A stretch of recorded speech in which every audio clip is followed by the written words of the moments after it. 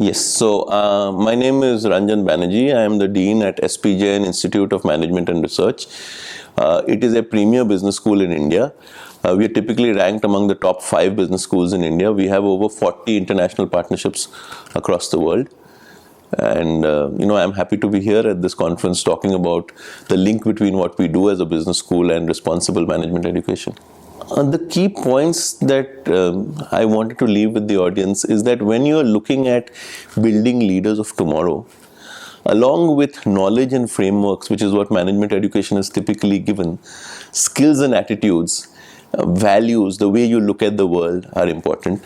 The ability to solve unstructured problems is important. And what we have done is we have developed interesting experiential learning methodologies through which our students can not only come in contact with different aspects of society, understand society and the environment better, as well as learn leadership. So it is possible to do things that are good for the community while improving student learning outcomes through well-designed experiential learning programs. So I look at that in 2 or 3 different ways. I think the first thing is that business as an aspect of society has become increasingly powerful. So business is very influential. Now, one of the implications is that you can no longer have a societal structure which says government will look after welfare and social benefit and business will look at profit. So business has become overarching. It touches every aspect of our lives. So if society is to progress in a holistic way, business has to have an integrative social purpose. So social responsibility of business has become an imperative. Second is in many dimensions, whether we look at climate change, whether we look at the impact of technology. Some of the paths that we are walking on as a society may be fundamentally unsustainable. And I think as business schools who are claiming to produce leaders of tomorrow, it is imperative that our students understand this and become change agents for this. As a school, for instance, we talk a lot about influencing practice. Influencing practice does not mean only doing what the corporate sector expects of you, but helping corporates to create tomorrow's practice. And it is possible, as we show in our institute also, to do well by doing good, to create profit in ways that are good for the community also. And I think that's the imperative that we really have to enable. It's a very interesting question. I would start with this. We are wanting to be global in our impact. But my slogan is local relevance and then global impact. You have to start with a model that is relevant to the society you operate in. A significant proportion of your students will be employed in that society, but then they must have the ability, so they must be global too in their perspective. They must be able to take those constructs and take them to the larger world. So if I were to look at emphasis between local and global, first of all, local and global are not contradictory. Every business school which wants to become global should not copy an MIT or a Harvard. You have to be global in your own way.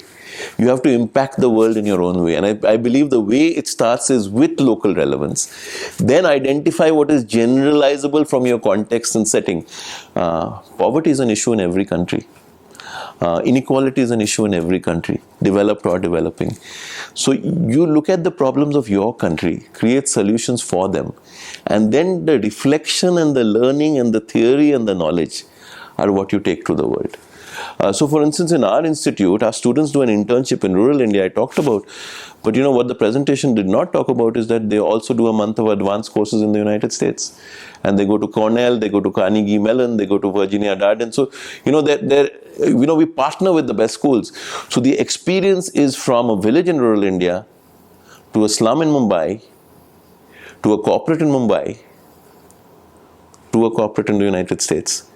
So it's really a local to global kind of a platform. But I believe the differentiation will start with local relevance. Because let me put it this way, even for a Harvard, a certain degree of local relevance is important. You need to create a global citizen. You need to create awareness. You do projects across the world. But a certain component of your relevance has to come from your local communities, because that's where your image got built first.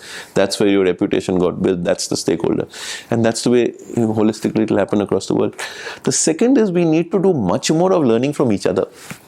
So larger partnerships and networks can also kind of help this about. And maybe forums like this are a great way to do that. So I think... I can't talk about governments and leaders who do not embrace climate change. I mean, that's a larger element. But I believe the way to introduce people to these issues is by confronting them with facts. Facts are very distinct from opinions. And there are certain undeniable facts that students and executives can be exposed to. And humans are rational enough to respond to facts if presented in a non-opinionated manner. So that's one piece.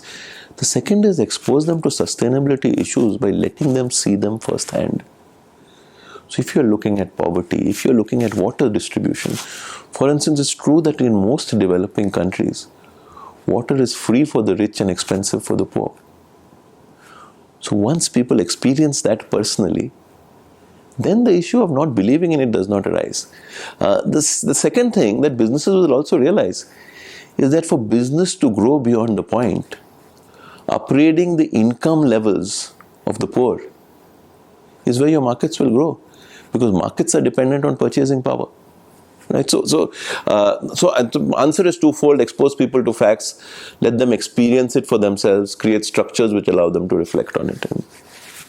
So two answers. One answer is that if a school tries to take on 17 sustainable development goals, it's probably too much.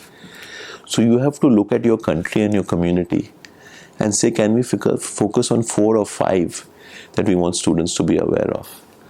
The second is that this cannot be an or, it has to be an and. What do I mean by this?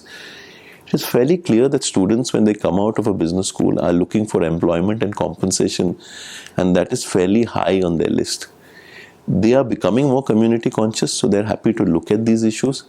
So the challenge that you will face is that, let's say you're giving time to these activities, you will have to find time in your curriculum.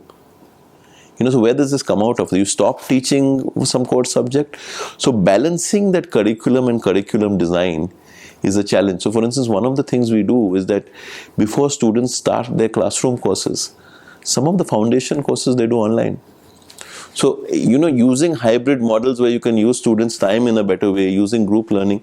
So it is essentially, how do you balance the knowledge and the skills and attitude component in your curriculum, which is already tightly packed, is one of the challenges that people have to cope with. So I've been here for 1.5 days. I attended some sessions yesterday where we were talking about entrepreneurship. I looked at the sessions today. I think there are 2 or 3 things that happen in these kind of conferences. One is, we all over a period of time develop a way of looking at the world that is particular to our context. So when you go to places like this and you hear from and meet people who are addressing similar problems in different contexts, you see a multiplicity of approaches. It opens up your mind. It is also a location where a lot of partnerships are initiated. And it will start at a meeting, typically over a coffee break or a question which someone asks you at the end. But those partnerships go on to have very long-term impact at the school level. And I see that as a benefit. I also think it's a well-organized, well-structured conference. And it's nicely done. I quite like it, yeah.